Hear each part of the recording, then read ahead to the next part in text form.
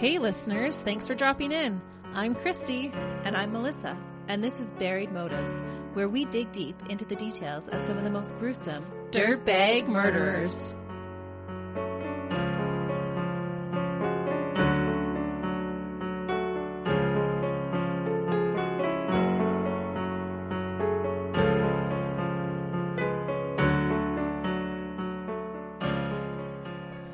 To start things off, today we're going to talk about the disturbing case of one of Canada's worst serial killers, Bruce McArthur. With us being Canadians ourselves, I thought, why not start it off with a Canadian? This one is a fairly recent case. He was just arrested in 2018, and I was shocked that I hadn't heard about this one when it was happening at the time. But what I find especially interesting about this particular case is that he doesn't fit your standard serial killer profile. So not your standard cookie cutter serial killer. No, not at all. He literally could be your grandfather, your father, your brother, your neighbor, because looking at him, you wouldn't think that he could murder and dismember multiple people. And the way that he disposes of bodies is particularly shocking. And everyone thought it was just politeness we Canadians were known for. Nope, not this time. Sorry, Canada. So Bruce McArthur was born on October 5th, 1951. His full name is Thomas Donald Bruce McArthur, but he went by Bruce. Oh, that is a wicked name. I know, you always have to be leery about those ones with all the names.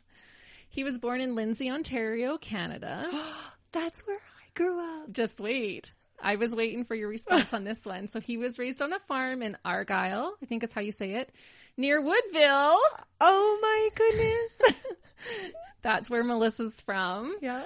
In the Kawartha Lakes. Am I saying that right? Kawartha Lakes region. So I thought Melissa might be really interested to hear that this case is right by her hometown, right where she grew up.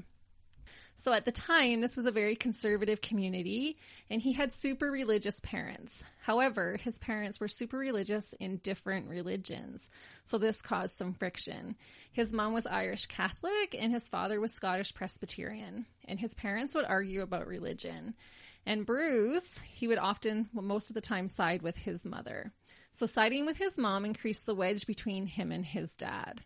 His father was super strict, and Bruce later thought that his father sensed his homosexuality, and that added to his harshness towards Bruce.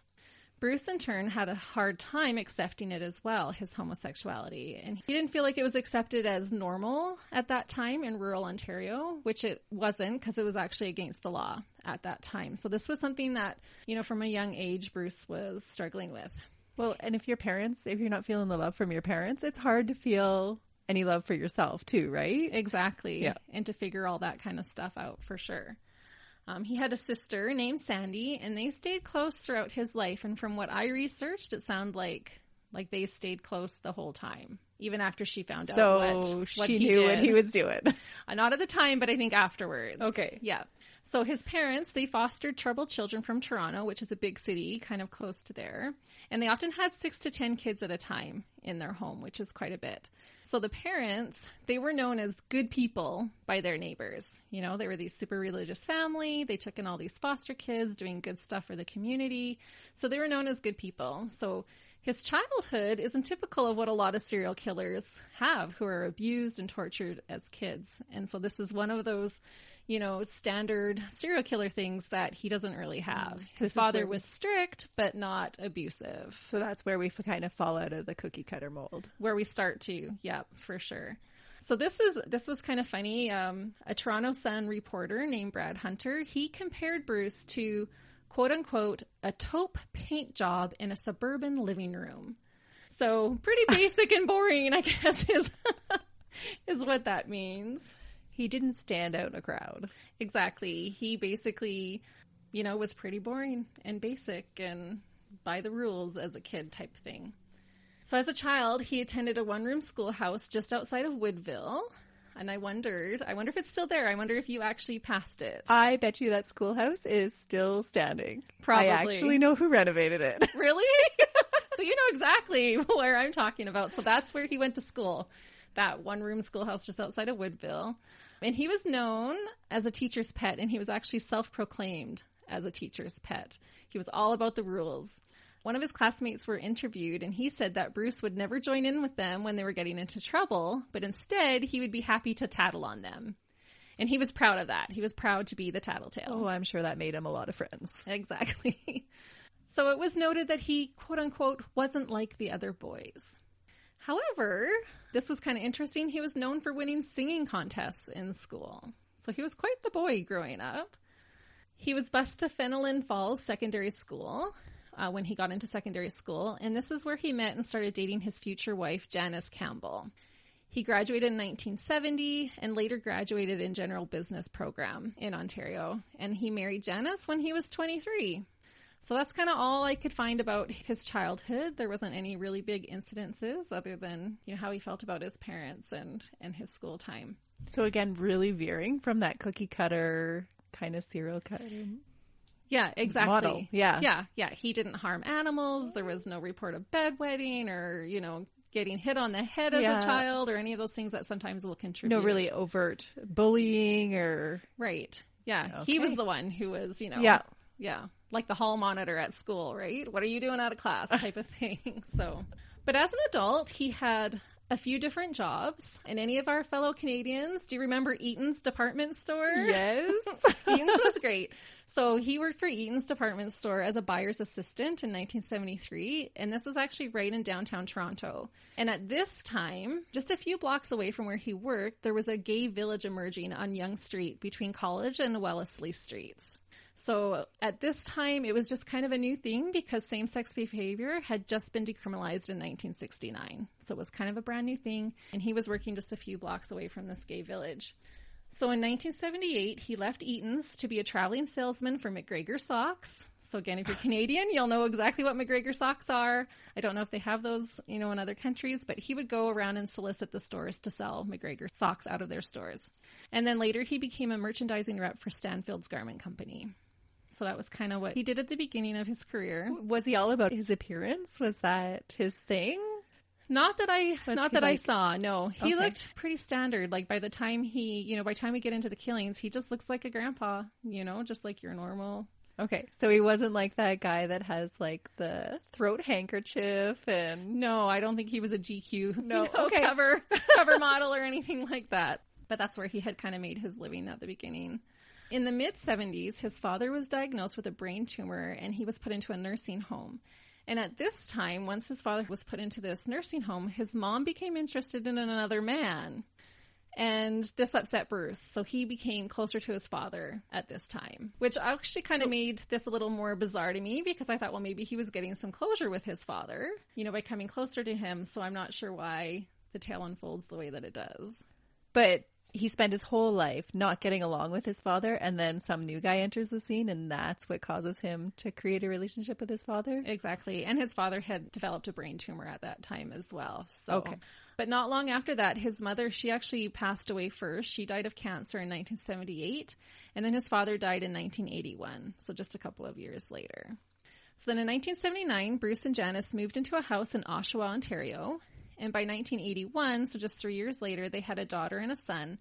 And I just felt like maybe I wouldn't include their names in here because, if this was your dad, I don't know if I would want my name being listed either. Yeah. And at this time, so now he's married, living the suburban life, a son and a daughter, and he starts to become very active in his church. And I was wondering if this was a way for him to try to avoid his same-sex attractions. He became really involved. Like an overcompensation? Kind of, yeah, it sounded like. So it wasn't until the late 90s that Bruce's life really began to change. It had been pretty normal up until now on paper. So in 1993, his job in the clothing industry ended, and he began to have sexual affairs with men. He later came out to his wife, and they stayed living together for a while. To keep up appearances, yeah. And also at this time, they had started to experience a lot of financial difficulties, so maybe financially it was hard for them to separate at that time. But part of this is kind of interesting, part of his financial difficulty was because of some legal issues involving their teenage son. So their teenage son had begun obsessively making obscene phone calls to women he didn't know. So that's a nice pastime. Yep. So Bruce and his wife had to start paying for lawyers and other legal fees, and that became a big expense for Bruce and his wife at that time. Well, that's a huge stressor. A huge stressor. Is that going to lead into what's going to happen next? No, we don't really come back to this okay. part. Yeah, just it was noted that this was part of why they were having financial problems at that time. So eventually they mortgaged their home in 1997, and Bruce and his wife, they separated that same year. And then by 1999, 2 years later, they declared bankruptcy. So now, at this point, things not going so well for Bruce and his family. Well, in the late 80s, that's when everybody was going bankrupt, wasn't it? Yeah, well, this is the late 90s. Yeah. This is 1999. Oh, sorry, late 90s. Yeah, 1999 is when they went bankrupt. So after this, Bruce decided to move to Toronto, like right into Toronto, because there was no gay community in Oshawa at that time. So he started to frequent the bars of Church and Wellesley. Am I saying that right? Wellesley? Wellesley, yeah. Yeah, which is Toronto's gay village. And at this time, he began to pursue a 4-year relationship with a man. So still sounding pretty normal. When they broke up and his divorce was finalized, he actually started to see a psychiatrist, and he was prescribed Prozac for several months. Eventually, he started a landscaping company named Artistic Design, and it sounded like it was doing pretty well, his landscaping company. Pretty soon, he had dozens of clients. Things were looking up. He was starting to make some money. Things were going good. But we will come back to this landscaping business that he had, so brace yourself. It's coming. I know where this is going. So before he gets into his string of like really well-known murders, he did have this first attack, and I thought it was worth mentioning. So on Halloween 2001, a few weeks after his 50th birthday, he followed actor, model Mark Henderson into his apartment. Henderson had invited him in to come and see his Halloween costume, because this was right on Halloween. And apparently Bruce often carried an iron pipe with him, which I thought was kind of bizarre. That is so bizarre. Who does that? Like, hang on a second, Mel, I got to get my iron pipe out of my purse before we go for a walk. Where do you even carry that? I don't know. That's really bizarre. Yeah, I don't know. In your belt buckle, like in your back pocket. How do you carry it? Do you get a special loop made for your belt? Maybe. I don't know. I'm not sure, but it was noted that he often carried this iron pipe. So I just thought that was kind of strange. So as they're walking into Mark's apartment, Bruce pulls out this pipe and he strikes him several times from behind. So Henderson tried to fight back before losing consciousness. When Henderson woke, he called 911. It was taken to St. Michael's Hospital. He suffered multiple injuries to the back of his head and body. He needed stitches on the back of his head and fingers, which I assume that would have been defensive wounds. And he needed 6 weeks of physiotherapy as well. Surprisingly, Bruce turned himself in not long after the attack. Oh, well, that's true to form. That's what he did as a kid, right? He had to tattle on everybody. So That's tattling right. on yourself. That's right. And it made me wonder, was he trying to fight what was going on inside? You know, he was trying to be good. He was going to church. He had tried therapy. He turned himself in right after this attack. Like, was it a cry for help? So he was trying to be a good guy. Yeah, other than carrying a pipe around and smashing people on the back of the You head. think if you with wanted it. to avoid temptation, that's where you would leave. You'd leave the pipe at home. Leave your pipe at home, yeah. So he said he didn't remember the incident or why he did it, but that was kind of suspicious to me because how do you turn yourself in if you don't remember the incident? But Yeah, that doesn't add up. no, but he pled guilty to the charges of assault with a weapon and assault causing bodily harm. And our good old justice system, he gets a slap on the wrist. No jail time. No jail time. Well, he turned himself in, Christy. He did. Yeah. All tattletales should be rewarded, That's even right. if it's on yourself. So on April 11th, 2003, he was given a conditional sentence of 729 days. And I'll explain what that means, a conditional sentence. The further charges of carrying a concealed weapon was withdrawn. So he did have it down his pant leg. Maybe. I don't know. Where do you conceal a lead pipe? In your jacket? I don't know Yeah, where. Up your sleeve? Oh, yeah. Because then you could just like fling that thing Yeah. out and it's right there. I'm going with sleeve. Maybe it was in his sleeve. I couldn't find out that part where it was actually concealed. But those charges got dropped anyways. Crown attorney originally wanted jail time, but agreed to conditional sentencing after psychiatric and presenting reports said that he was unlikely to reoffend. Oh. Unlikely. Where's that psychiatrist now? I know. Can you imagine being that psychiatrist and then Oh, that would afterwards? Yeah. Yeah. Because wait till you hear what he does. So Henderson, the victim, he was too traumatized to submit a victim impact statement for sentencing. And you can't really blame him, but it's, you know, unknown if that would have altered his sentencing somehow. Oh, for sure it would have. Mm-hmm. And so about this incident, Bruce is quoted saying, "Well, I just want to apologize to the court for what happened. My life's been kind of a mess in the last year and a half, not knowing what's going to happen and what happened to me. I'd like to apologize to the victim. I don't I wouldn't know what to say other than I'm sorry and for all the pain and anguish I've caused him. So sincere. There's your good hall monitor. Right. And you know what? Hasn't it been a rough year and a half for all of us? And we don't all go around smacking people with lead pipes. So. Leave them at home. Right. So they thought that his actions might have been, in part, a result of him taking his anti-seizure medication with amyl nitrate, which is a muscle relaxer sometimes taken recreationally before sex.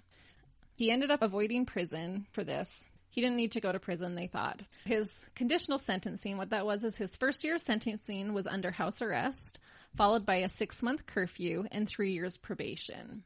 So who enforces that? I would assume the Toronto police would. Like ankle bracelet, house arrest? Yeah, I'm not sure. Would that even have existed back then? I'm not sure if it did back then, yeah. So because he's not living with anybody at the time. No, he was living on his own. So who enforces it? Yeah, they're probably not monitoring him that much. There was a few other things that were listed on there. He was barred from church in Wellesley, except for work and medical appointments. And he had to stay 10 meters, or 33 feet for our American listeners, away from the victim's home and workplace. He wasn't allowed to spend time with male prostitutes. He was forbidden to possess firearms for 10 years, although he murders people without guns anyways, so that's not a big deal. And he couldn't purchase, possess, or consume drugs without a prescription. He did have to submit his DNA to a database, which really didn't help the investigation at first because at first there was no bodies. And he had to have psychological and psychiatric counseling that included anger management. At sentencing, the judge quoted saying, "It sounds to me like you're a pretty good person, and it sounds to me like you're not going to be back here anyway." So wrong. So very, very wrong. It gets way worse. But worse than all of this is in 2014, he was granted a record suspension, and the conviction was expunged from his record. Oh, so it won't even show up on a prior. This attack would not appear in a criminal record check on him anymore. So it was as if it didn't even happen. And I'm not sure how he got granted that. I couldn't find out the details on that. But well, you would have to appeal for it, probably. Yeah. Yeah, so now he's all in the clear. Free man to go do what he wants. So we'll fast forward 7 years from when he got his sentencing, and things start to take a much darker turn. There are reports of alleged assault during those 7 years, but no charges. So there's nothing that sticks for that 7-year period. So we don't really know for sure what's happening during that time. In 2002, when this assault case was still in court, he had registered with Recon, a gay fetish dating site for men into BDSM. So he was into the rough stuff. His profile noted that he was interested in submissive men of all ages. He liked to be the dominator. And your first clue was the pipe he carries around with him. Exactly. He also joined lots of other gay dating sites like Silver Daddies, Man Jam, Grindr, Bear 411, Bear Forest, Scruff, Daddy Hunt, Squirt, and Growler. Oh, those are good names. Right? Yeah, I learned something new researching this. He used variations of the name Silver Fox for his usernames on these sites. And he started to get a reputation within the gay community for being rough and violent. It didn't take too long until people knew that, you know, Silver Fox was a violent one, a rough one. So had he just given up on his whole hall monitor attitude now? He was kind of dropping I guess so. The goody two-shoes play. He's living like right by the gay village, and he's getting out some repressed things, I think, here. And no contact with his family at this time, or? No, I never heard that he didn't have contact with his family. So he's still hanging out with his grandkids and Silver Fox. Yep. So totally a double life. Yeah. Double life. There was an incident when he was asked to leave a coffee house in the gay village, and he got extremely angry. So those anger management classes didn't really pay off. He ended up knocking off all the glasses off the table, and he started yelling homophobic comments, which made me question, could his future murders been a way of him trying to kill the gay out of himself? Why would he start yelling all these homophobic comments? So he had all of these psychological assessments. Did anything come up with bipolar or personality disorder? No, they gave him Prozac. Wow. Yeah. Soon, this anger and violence escalated into murder, and he had a clear victim type. He targeted vulnerable individuals that he believed no one would miss or that wouldn't be traced back to him. They were all gay men, mostly immigrants to Canada, and many of them living double lives, hiding their sexuality, or they were homeless. So they were easy to hide. Nobody was looking for them right away. Exactly, yeah. Or they at least not in those areas where he right. had them. Yeah. Nearly all of them were in their 40s and 50s, and most were of Middle Eastern or South Asian descent. Most had beards and frequented a leather bar called the Black Eagle. He would frequent bars in the gay village, taking note of the clientele, so basically hunting for a victim. He would lure his victims to his apartment under the pretense of submissive sex. It would start off consensual, but would end up with him strangling his victims to death. His MO was very ritualistic. He would strangle them with a rope tightened using a metal bar, and I wondered if that's the same metal bar from the first attack. Nobody can find the evidence if you carry it with you all the time. Yeah, so he would tighten up that rope, his metal bar, to strangle them. Well, and really interesting that he's super ritualistic, because it wasn't that one of the traits that you said that he had as a child, that he just liked to follow rules all the time. So seeing some of that come through, he probably had a lot of comfort from just following the routine. The routine, yeah, exactly. Once they were dead, he would perform sexual acts with the bodies, and he would take photographs of them. He saved the digital photographs to be able to relive his crimes. He even wrapped one of them in a fur coat and placed a cigar in his mouth for the photo. He often would shave their heads or beards, and he also collected mementos, jewelry, the facial hair that he shaved off, and items of clothing. So did he shave all their faces to look the same? Like, was he giving them all the same haircut? I don't know. It didn't say that, but he wanted to keep the hair. Like, they later found all the hair was a that trophy. he had shaved off. Yeah. So for whatever reason, the facial hair, he liked that. Okay, so now we're going to talk a little bit about the victims, and I'm going to apologize ahead of time if I pronunciate them incorrectly. Some of them are a little bit harder of names for me, so I'll do my best, but I apologize ahead of time because I'm so glad it's you and not me. I know, I never want to show any disrespect to a victim, and so it's done with love, we'll just say that. So the first to go missing, because they didn't find the bodies one at a time. They found all the bodies at the same time, so we're just going back on the timeline as when they went missing. And that's how we know their timelines. So the first to go missing was Skanda Navaratnam, and he was 40 years old. He was last seen September 6, 2010, in the early morning leaving Zippers, which was a gay bar, with an unknown man. So that's where he was last seen. He was... Silver Fox. Yes, with the Silver Fox. He was romantically involved with Bruce, and he even worked for him at his landscaping company in 2008. He was a refugee from Sri Lanka, and he had no family in Canada. So he fit his profile perfectly. He had no family there. Nobody would know that he's missing. Second was Bazir Fawzi, and he was age 42. So this was just a few months later because the first one was in September and this was in December. So December 28th, 2010, he was last seen leaving his work, but bank records put him back at the Black Eagle Bar and Steamworks Bathhouse that same night. So that's why they kind of know he went missing that night. There was no other records after that. He was an immigrant from Afghanistan, and he kept his gay life hidden from his family, including his wife and kids. So he did have a family.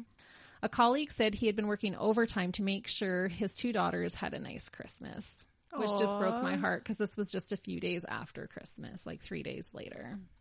And then family stress of Christmas. Yeah, I know. Sent him off to the gay bar to live his dual life. Probably, yeah. Well, because he wasn't in a relationship with Bruce, but he was seen leaving, with a strange man. So the third victim was Mahid Khan, and he was 58 years old, and he was last seen October 18th, 2012. So this was 2 years later in the gay village near Yonge Street and Alexander Street. And he was reported by his adult son. He was an immigrant of Afghanistan, and he fled to Canada with his wife and children in the late 80s, but had since divorced his wife. He was the son of a Muslim cleric, so he had not come out to his family, and he had romantically pursued Bruce McArthur. So he was in a bit of a relationship with Bruce at the time. So that's a pretty big cool-off period for Bruce. Right? 2 years. Yeah, he did the two kind of back-to-back, yeah. and then there was the 2 years in between, which isn't unheard of with serial killers to sometimes go dormant, for a little while. So at this point, the Toronto police decided to launch a task force dubbed Project Houston. They had no real leads what had happened to these first three men. In 2018, W5 reported that a man had posted on a cannibal website called Zambian Meat in 2012 at the same time that he had killed and eaten a man in Toronto. And this is what led to the formation of Project Houston. So they had already linked these three men together. Yeah. Just by the motives. They disappeared in the gay bar. Right. Okay. Yeah. And then once they found out that someone had posted on this Zambian Meat that they had killed and eaten a man in Toronto, they thought, well, maybe we better look more into this and find out what's happening. So an anonymous tip linked Bruce to Skanda and Mahid, and this led the police to start to actually question Bruce. Bruce admitted to knowing both men and interacted regularly with Skanda at a gay bar, but denied being in a relationship with him. He also admitted to employing Mahid and having a sexual relationship with him, but he said he had broken it off. So Project Houston ended with no evidence linked to the disappearances, no reason to conclude that crimes had been committed or that there were even any viable suspects. And then in 2016, the case summary said that there was still nothing to explain what had happened to these men. There was no bodies. So they couldn't say if they had just left because they were refugees, if they had moved. Well, in the case of the one, he was the employer, so it's not like any employers were reporting that they weren't missing from work or... Yeah. But I wonder if this would have been different if they were missing women, if it would have been treated any differently. Oh, maybe. I don't know. Maybe. With it being There's a ton of missing women, too, though. That is true. So what does Bruce do? He continues his reign of terror with police not paying any particular notice. Because remember, he had a clean record. That first attack had been expunged from his records. So when the police went to talk to him about these three men, he seemed like he was in the clear. Yeah. Oh, he's a fine guy. He's got his own business. He's working hard. He actually employed one of the men. So they weren't too worried about Bruce at the beginning. Even though he has a connection with two of the victims. Right. Next to go missing is Sharush Mahmoodi. He was age 50, and he was last seen August 14th, 2015. So this is another couple of years later. And he was last seen near his home in the South Cedar Brae neighborhood. He was a manufacturing plant worker. He lived with his wife. He was a refugee from Iran, and he had no family in Canada until he met his wife. He was not originally connected to the gay scene. He hid it from his wife. So this is making it harder for them to connect these murders as well, because most of them are hiding that part of their life. He had had a 4-year relationship with a transgender woman before meeting his wife, but that wasn't well known either. So then the next two that I'm going to talk about, they were never reported missing, but they were found with the remains of the others. And so I wanted to list them chronologically, even though they hadn't been reported missing at the time. So Karushna Kumar Kanagaratnam, he was age 37 and he was a refugee from Sri Lanka. When his deportation order was given, he went into hiding. He worked as a cleaner and a mover, and Bruce killed him on or about January 6, 2016. So it was, another year. Well, not even a full year, maybe 6-7 months later from the last one. So starting to see an escalation? Yeah. They're starting to come closer together. A little bit closer, yeah.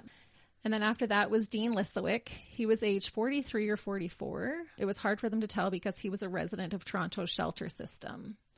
But he was remembered as very respectful, and he had struggled with substance abuse. He had worked as a prostitute, but was working more as a cleaner or laborer. And he was murdered by Bruce on or about April 23rd, 2016. So that was just 4 months later from Karushna. Well, if you've been interviewed by the police and they let you go and you think, whoa, I can get away with it then, right? So you can see an escalation, right? Right, exactly. Yeah. And you can see why these two weren't reported missing, because Karushna, he was hiding from a deportation order. And Dean, he was a resident of the shelter system. So for him to not show up at the shelter wouldn't have, caused any red flags, right? So these were easy targets. He had a definite MO of his victims that he wanted. Okay, so if that wasn't enough, there's another one. Salim Essen, he was reported missing. He was age 44, and he was last seen March 20th, 2017. So this was almost a year later. And he was last seen near just west of the gay village, but he wasn't reported missing until April 20th by a friend. He was last seen in March, but not reported missing until April. A friend said that he had an unhealthy relationship, and so he would stay with different friends. So that's why it took a while for them to realize that he was missing, because he would kind of go from friend to friend. He was a Turkish citizen, and he came to Canada to be with a partner that he met in Turkey. He also struggled with addiction, but was getting it under control. And this part just kind of breaks my heart. He had just completed a certificate course in peer counseling from St. Stephen's Community House just before he had disappeared. So he was trying to turn his life around. So he was getting it together. He was just starting to get it together. Yeah, he just finished this course. He's going to help out his peers and been struggling with all these things. So that kind of broke my heart to hear that he was just starting to make these good changes in his life. And then he met the gross and disgusting Bruce, and that was it. Silver Fox. Yep. Silver Fox. We hate you, Silver Fox. Okay, and then his last victim was Andrew Kinsman. He was age 49, and he was last seen on June 26 in 2017, the day after the Pride Parade, near his residence south of the gay village. So he's meeting them all in this gay village. Yeah. Andrew was described as happy, upbeat, stable, and responsible. He worked as a superintendent of his building, and he was a community volunteer. So how did this guy didn't meet the MO of the rest of them. He didn't. And this is why I think it was his last victim. This is what was Bruce's demise. He got overconfident. I think he got confident. He knew Bruce for at least a decade. So Andrew and him had known each other for a while. And I don't know if Bruce had been fighting it for a while, but this goes way back to when he was a bartender at the Black Eagle. They knew each other then. He was seen carrying bags of debris on one of Bruce's landscaping projects in 2011. So he had worked for Bruce a little bit too. And he had been in a sexual relationship with Bruce for some time, and he was openly gay. So again, it doesn't really fit his regular profile. He wasn't hiding his lifestyle, and so much easier to find, right? Somebody's going to report him missing.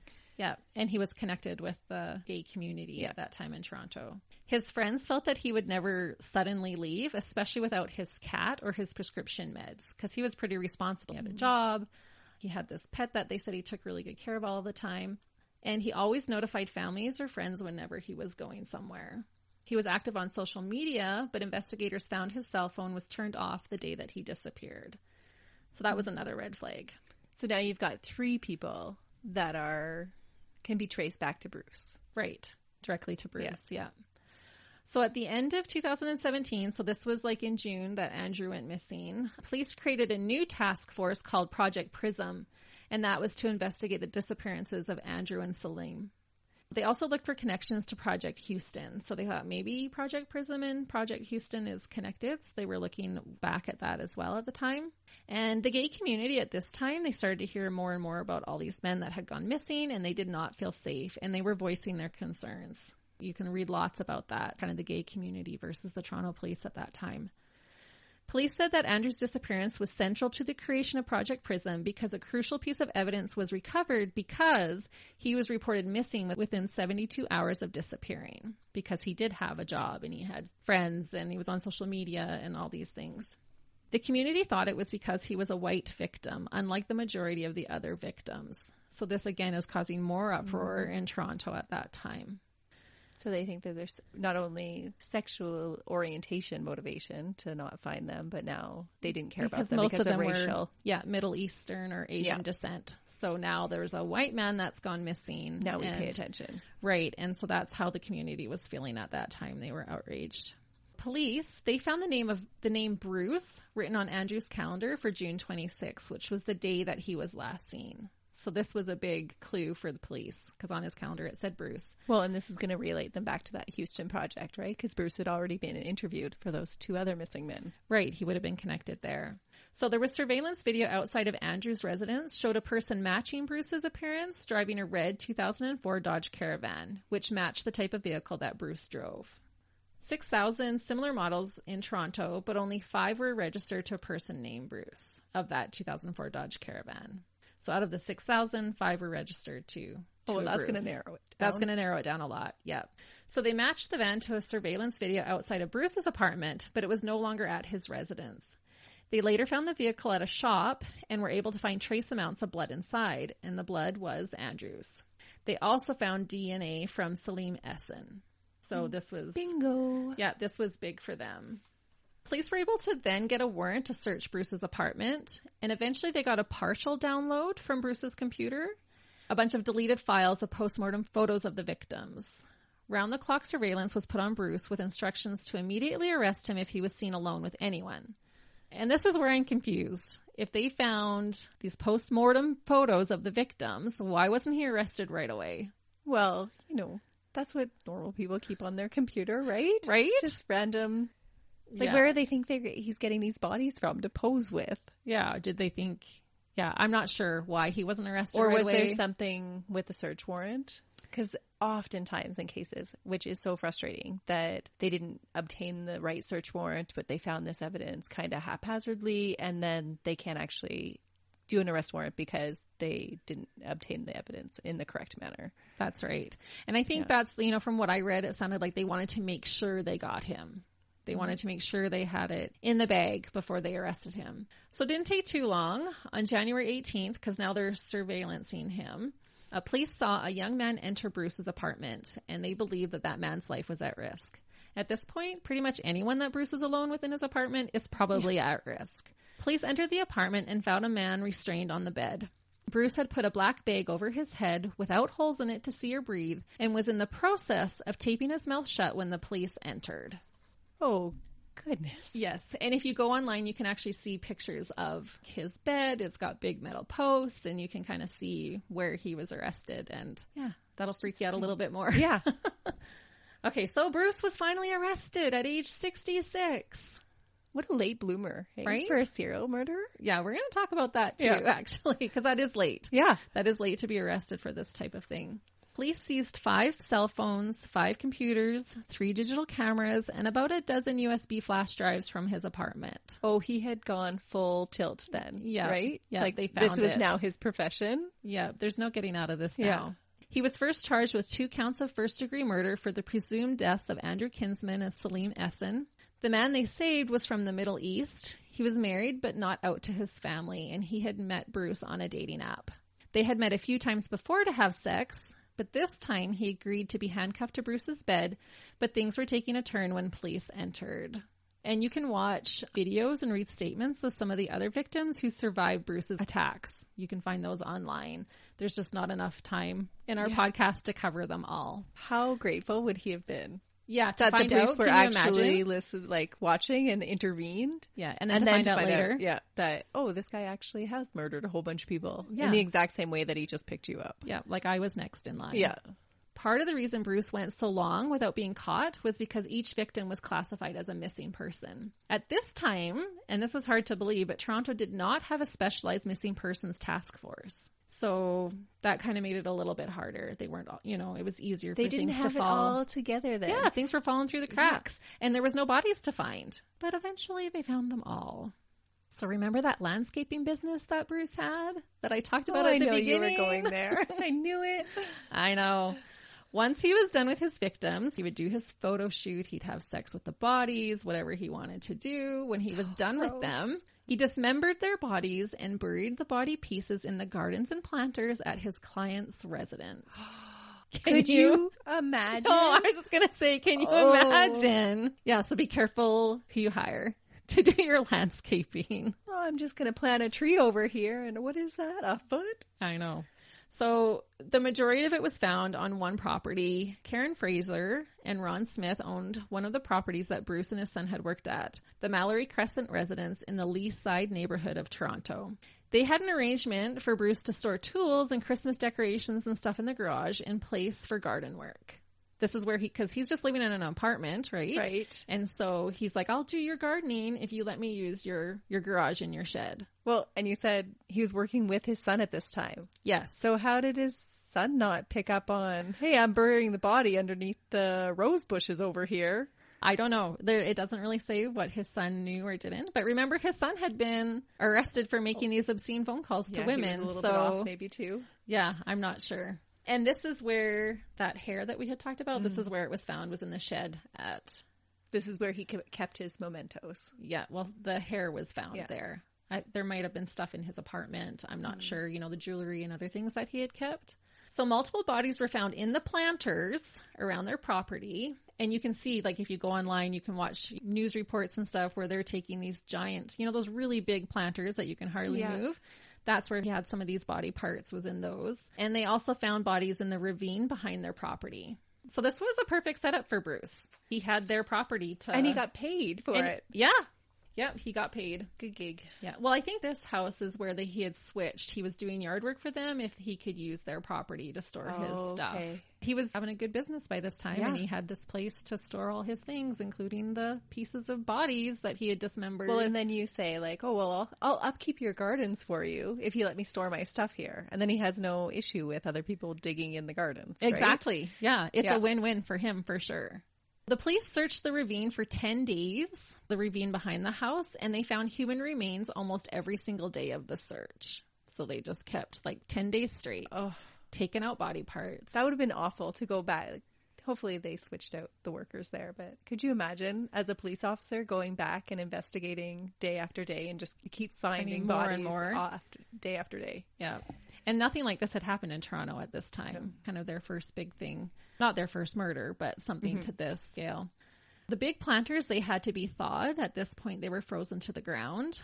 And cadaver dogs had a hard time picking up the scent since the earth was so frozen. Anyone who lives in Canada knows how cold it gets out here. So I can totally understand that. If anyone else is thinking, what do you mean it was so frozen? Yeah. No, it's frozen solid. It's frozen solid. In Canada, sometimes the air hurts your face. So police brought in big heaters to start thawing the ground. They also searched 75 other properties connected to Bruce McArthur, but most of the stuff was found here. Between Bruce's apartment and the search of the Leaside home, this case made up the largest forensic investigation performed by the Toronto police at the time. On April 16th, 2018, Bruce McArthur was charged with the final and 8th charge of first-degree murder after Karishna had finally been identified via his post-mortem photos. So it's rare for police to release a post-mortem photo, but they needed help to identify him, so they actually released them. And you can see those online too. Bruce pled guilty to all 8 murders, and he was sentenced to life in prison. Well, there's that tattletale again. Right? Telling on himself. Yeah, I'm just going to plead guilty. I mean, what can you do at this point? The evidence is there. Right? All the photos that, you've got all these mementos, you've got their hair, their bodies got his are everywhere. Bar with them. Yeah. Well, I mean, what can you do at this time? So he did plead guilty. And he was sentenced to life in prison with possibility of parole in 25 years. That is awful. I know. We're going to talk about that too. The judge took into account his age and only gave him 1 life sentence, which I say, why? Yeah. Why do that? Give him 8 life sentences. That's right. 400 years. You're in there. That tells me that if I wait until I'm 80 to murder somebody, then that is okay. Right? You just have to be patient for your, That's right. your revenge. There was no need to have a trial since he had pled guilty. It was noticed that he spared the victims of the families from a trial. But that's not what a parole does. Like eligibility of a parole, the victims' families have to go back every time he comes up for parole to make a case against it. I know, it's crazy. I don't understand that reasoning of, he's, 66 years old. Let's just give him 1 life sentence with eligibility for parole. So Justice John McMahon told the court while delivering this sentence, he said, "I am satisfied beyond a reasonable doubt that these men died a slow and painful death by ligature strangulation for the sexual gratification of Mr. McArthur. All or most of the victims were vulnerable individuals who were lured to their deaths, no doubt on the promise of consensual sexual activity. The accused exploited his victims' vulnerability, whether they involved immigration concerns, mental health challenges, or people living a secretive double life." So he totally exploited all of their weaknesses. Yeah. Yeah. To lure them in. Yeah. He hunted them. Mm-hmm. He waited until he found the right victims until the end. That last one he had messed up on, I think. When given the chance to address the court, Bruce quietly said, "No, Your Honor, I've discussed this with my counsel." So he wouldn't even say anything at the end there. Well, what could he say for himself? Right. McMahon continued to say, "The victims were not only used for the accused gratification in life, but also in death. He staged 6 of his victims in perverse and degrading fashions and then photographed them. These 8 innocent victims then faced the greatest postmortem indignity. Each was systematically cut up into pieces and buried in planters or in the ground in an unsuspecting person's property in Leaside. The ability to decapitate and dismember his victims and do it repeatedly is pure evil." Well, it's dirtbag. Yeah, murderer dirtbag. And remember, the original attack, the judge had said, "I don't think I'll see you back here again." And then we jump to this. That's just crazy. Mm-hmm. Criminologist and Western University professor Michael Arntfield said that the alleged method of disposal suggested a sophisticated killer who had developed his craft. And as most serial killers begin in their 20s, the crimes could go back several decades and represent the longest run of a serial killer on record. So there is that possibility that he started killing decades earlier, but we have no evidence to support that. And he's not copping to it because he's not saying anything to the judge. Right. I have nothing more to say. Yeah. Right. But they're pretty, I don't want to say confident, but said there is a strong possibility that he's been doing this since a long time before. Possibly decades before, because most of them start, in their 20s. Yeah. Yeah.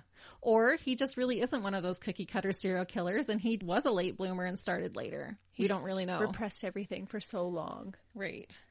So let's talk about this for a minute. I have a few things that I want to point out. Bruce was such an unlikely suspect, and he could have been one of the most prolific gay serial killers in Canada. He didn't meet the mold, right? Right, exactly. And that's the problem sometimes with creating a mold, is that we don't catch those outliers. Right, exactly. Yeah. He was described as friendly, a cheerful guy, a doting grandfather even, and he had had a decent childhood. Karen Fraser, the lady who owned the house, the Leaside house where all the bodies were found, she said he was kind and generous to them, and she was quoted saying, well, sure, they're hiding the bodies. Yeah, I'm sure he was real nice. Yeah. He didn't want to take you off and lose his job. But she was quoted saying, he was the best friend, neighbor, relative anyone could want. Wait, he's a relative? Well, someone's relative, oh, okay. right? Like he would be like, you know, a good friend, a good neighbor, a good family member. Yeah, sure. He was just this stand-up guy. Just not a good date. Yeah, exactly. Not a good date. His Facebook was filled with recipes, different videos of all these different recipes and stuff. He had cat pictures. He had photos of his children and his grandchildren. There was relaxed pictures of himself on vacation and at dinner parties. So to look at his Facebook account, you would just think, oh, he's this grandpa living his best life type of a thing. That makes it all the more creepier. Right? Because it really could be your next door neighbor. Yeah. Or your grandpa. Exactly. That's what makes this especially scary to me and kind of why I wanted to do this case is because on paper, there's no reason for him to have grown up to be a monster. And that's really scary. Well, that means that anybody could. Right? Right? Because normally, you know, you can kind of justify, not condone what they're doing, but justify and kind of understand maybe why they are like they are.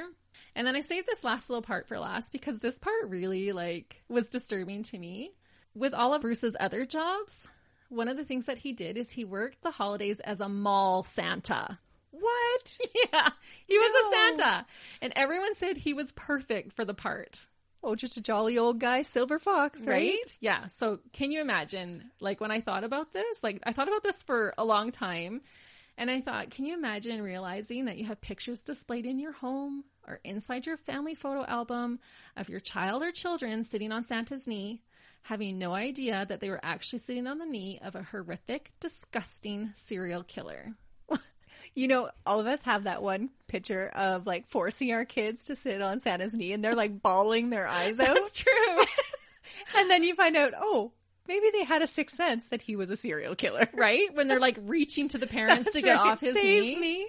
Yeah. Oh, that is disturbing. Yeah. And when I was online looking, there were some people who had commented about that, saying, I do have pictures of my kids on his knee type of a thing. And what do? Do you get rid of those pictures? Do you keep, I don't know. Yes, you destroy the evidence that you sat your kids on a serial killer's knee. And he was proud of being a Santa. He had posted pictures of himself on Facebook in his Santa suit during the holidays. He loved doing it. And he looked like a Santa. You know, he has the white beard. He's jolly looking. He's the right age.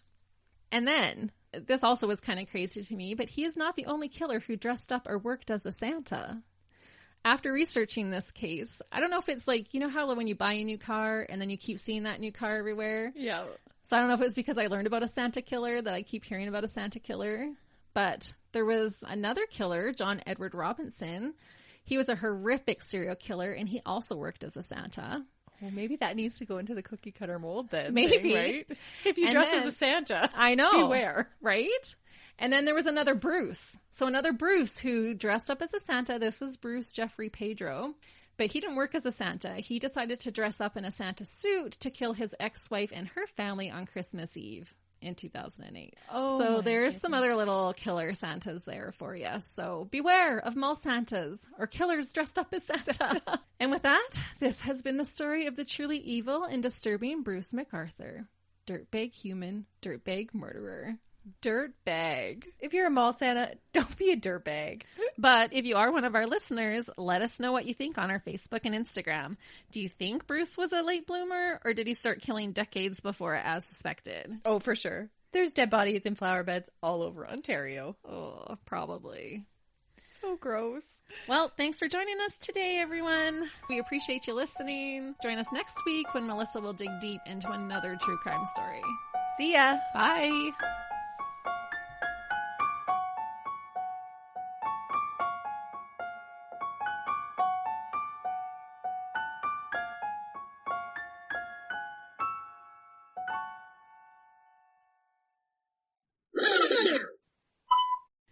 And we...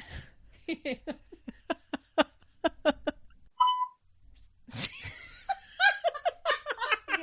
Oh, yeah, that's my line. I'm going to stop this. Because even, like, you know, later we'll talk about, you know, like... Wow. Yeah, I know. I'm giving you the look. The look. I need the intro. Dun, dun, dun, dun. That's not how it goes anyway. Nope. That's where you go check us out next week. I already said that. No. Oh, okay. Oh, yeah. Okay. Dirtbag Santa. We're doing it all over. Oh. Okay, let's do it. Woo, Canada.